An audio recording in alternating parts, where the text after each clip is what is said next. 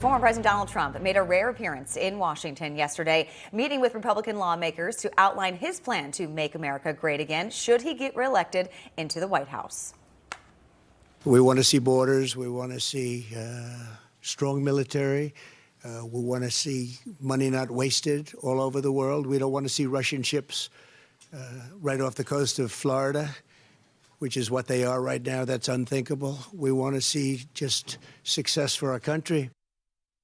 The meeting for House Republicans was behind closed doors, where Speaker Johnson says they were met with high praise and enthusiasm from the former president.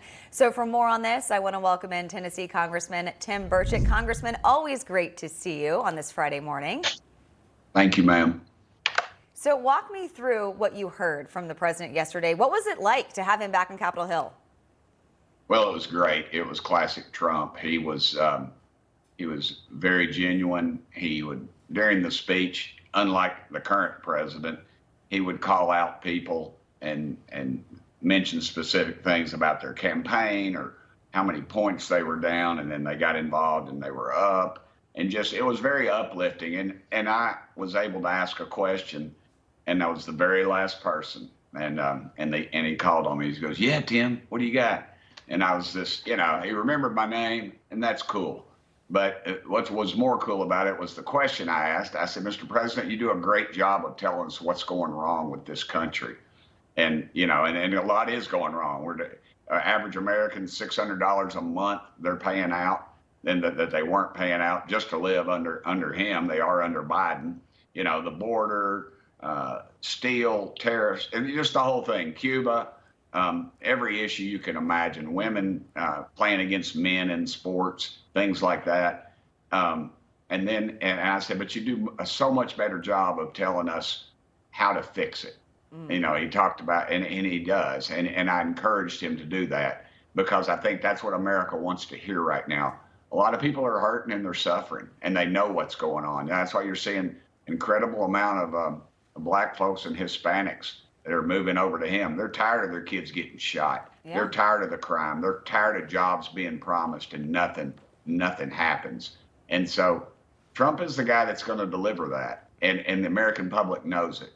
The left is doubling down on their hardcore policies because they're so out of touch, and they know they're losing their base. And that's the core thing they have to have. So you're going to see Biden just keep going to the left, and just drifting off is really all he's really doing right now. Yeah, we saw that yesterday. Yeah, so yes, I want to move on. So as you know, Hunter Biden found guilty on all 3 felony gun charges earlier this week. President Biden doubled down yesterday, saying that he will not pardon his son. Take a listen.